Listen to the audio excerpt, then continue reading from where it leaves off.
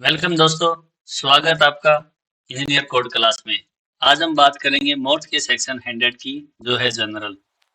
और इसमें आज हम बात करेंगे क्लोज नंबर 103 और क्लोज नंबर 104। क्लोज नंबर 103 जो अपना है मटेरियल्स एंड टेस्ट स्टैंडर्ड्स, और क्लोज नंबर 104 है सीयू डेजिग्नेशंस। तो चलिए दोस्तों शुरुआत करते हैं।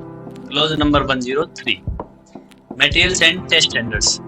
The relevant standards for materials as well as the testing procedures have been indicated at appropriate place in the specification। इसमें ये बताया कि जो अपने मटेरियल से रिलेटेड स्टैंडर्ड्स हैं और उनसे रिलेटेड टेस्ट प्रोसीजर है, वो आगे अपने जो स्पेसिफिकेशन दिए गए हैं उनमें अलग अलग जगह उनको डिफाइन किया गया है। जैसे सेक्शन अपन पढ़ेंगे 200, सेक्शन 300, सेक्शन 400, उनमें अलग अलग मटेरियल के बारे में और उनसे रिलेटेड टेस्ट प्रोसीजर के बारे में आगे दिया गया। A list of the standards with their full title are included at appendix 2। और इन सभी मानकों की सूची उनके पूर्ण शीर्षक सहित परिशिष्ट 2 यानी कि अपेंडिक्स में दी गई है। और इन सब की लिस्ट जो है आगे एक अपेंडिक्स 2 है, उनमें इनकी सूची दी गई है। तो अभी बात करते हैं clause number 104 CU designation. CU designation क्या होता है? The CU designations referred to in the specifications correspond to those specified by Bureau of Indian Standards in IS 460। यानी कि जो स्पेसिफिकेशन में दिए गए हैं, जो सीयू डेजिग्नेशन दिए गए हैं, वो BIS द्वारा IS 460 में निर्देशित छलनी पदमानों के अनुरूप है। इनके कहने का मतलब है जो इस स्पेसिफिकेशन में जो अपने सीयू के जो साइज हैं, जो मानक हैं, वो IS स्टैंडर्ड, इंडियन स्टैंडर्ड जो है उसका 460 जो कोड है IS का, उसमें भी वो सेम है। ये चीज बताई गई है। Table 101 gives the list of the commonly used IS Zeus. आगे एक टेबल है जो आप देखोगे, उसमें जो छलनियों के साइज दिए गए हैं, यानी सीयू के साइज दिए गए हैं जो IS स्टैंडर्ड के अकॉर्डिंग है। तो ये देखिए दोस्तों, एक टेबल है जो कंटिन्यू है ऐसे नीचे और ये आगे। इसमें एक तरफ इन mm में दिया गया है और एक तरफ इन माइक्रोन में दिया गया है साइज को। तो इधर के जो साइज हैं ये सब अपने साइज mm में है और इधर के जो साइज है वो अपने माइक्रोन में दिए गए हैं। ठीक है, इसमें दिए गए साइज जो आप देख रहे हो 125, 106, 1975, 63, 53, 45, 37.5, 31.5, 26.5 etc, ये जितने भी साइज दिए गए हैं। ठीक है, और इनमें माइक्रोन में दिए गए 850, 710, 600, 500 और ये आगे के जो साइज है।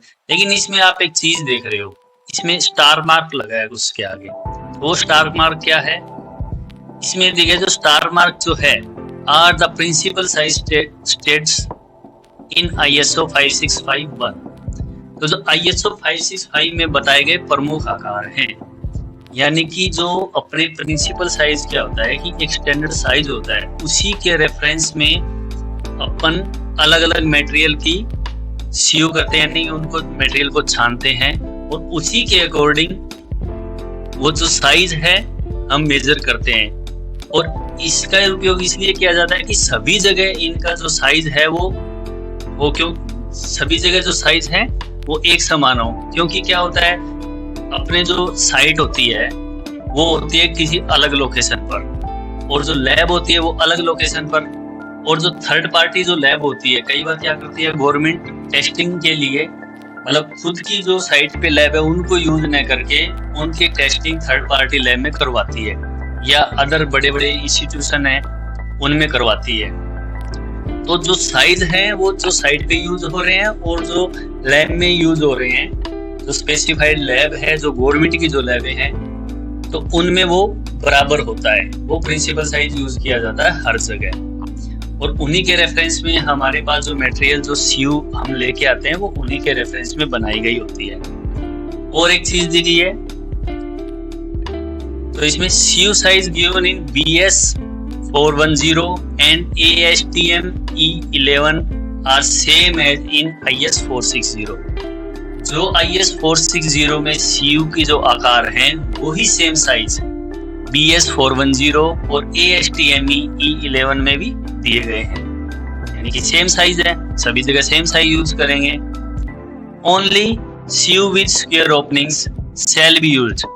इसमें ये बताया कि केवल चौकोर आकार की यानी कि स्क्वायर आकार की जो छिद्र हैं उन्हीं की छलनी का उपयोग करना है अपने को। जैसा कि हमने ये डायग्राम दिखाया है, इसमें ये चौकोर आकार की CU का उपयोग करते हैं। ये देखिए दोस्तों, ये है CU, ये रखिए इधर बड़े साइज की CU और ये छोटे साइज की CU। इनसे जो रिटेन मटेरियल हुआ और मटेरियल की ग्रेडेशन होता है, ग्रेडेशन करते हैं कि कौन सा मटेरियल का साइज अपना यूज कर रहे हैं, वो जो साइज अपने जो जहां से अपना मटेरियल आ रहा है वो साइज अपना सही तरीके से आ रहा है कि नहीं आ रहा है, तो उनकी अपन साइट पे जो लैब होती है उसमें टेस्ट करते हैं। उसके लिए अपने पास एक फॉर्मेट होता है, तो उन फॉर्मेट में अपने साइज दिए होते हैं, उनकी पासिंग, रिटेनिंग और उनकी कैलकुलेशन अपने को करनी पड़ती है। जैसे GSB के लिए एक ये फॉर्मेट है, स्टैंडर्ड फॉर्मेट नहीं है, इसको अपन अपने अकॉर्डिंग जिस तरीके का मटेरियल अपने डिजाइन में दिया गया है, जब हम डिजाइन करते हैं पेमेंट का, उसमें जो मटेरियल होता है उनका जो डिजाइन होता है उसके अकॉर्डिंग ये इस फॉर्मेट को हम मॉडिफाई भी कर सकते हैं। तो ये एक सैंपल फॉर्मेट है जो मैं आपको दिखा रहा हूँ, ये GSB के लिए, ग्रेनुलर सब बेस के लिए। इसमें दिए गए ऊपर तो ये डिटेल दी गई है, अपने sample number, location, source of material, location chainage, date of sampling, date of testing, type of material, ये सब चीजें। टोटल वेट यहाँ हम देंगे, टोटल वेट हम साइड से कलेक्ट करेंगे, या जो मटेरियल का स्टॉक यार्ड है वहां से हम स्टॉक से अपना मटेरियल सिलेक्ट करेंगे, लेके आएंगे, उनका वेट करेंगे। और इसमें CU size, weight retain, cumulative weight, percentage retain, percentage passing और स्पेसिफिकेशन जो लिमिट हमारी दी गई है। इसमें दिया गया जो CU साइज है 75 है, फिर 53 है, फिर 26.5 है, फिर 9.5 है, फिर 4.75 है, उसके बाद 2.36 है, उसके बाद 0.850, 0.425 और उनके लिमिट्स दिए गए हैं ये 100, 80 to 100, 55 to 90, 35 to 65, 25 to 50, 10 to 20, 2 to 10 और 0 to 5।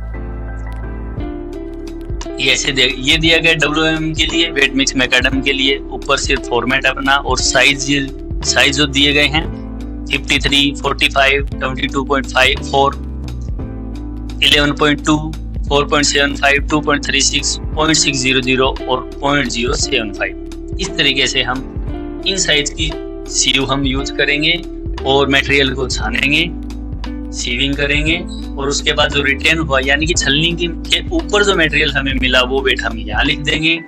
उसके बाद जो पास हो जाए उसकी फिर CU लगाएंगे, उसके बाद जो ऊपर अपने को मिलेगा वो यहाँ लिखते जाएंगे। फिर इनका टोटल आपस में जो क्यूमुलेटिव जो वेट है वो यहाँ लिखेंगे, उसका परसेंटेज निकालेंगे और इसकी पासिंग निकालेंगे, परसेंटेज उससे मैच करेंगे। तो ऐसे अपना काम चलेगा। तो दोस्तों, थैंक्स फॉर वॉचिंग।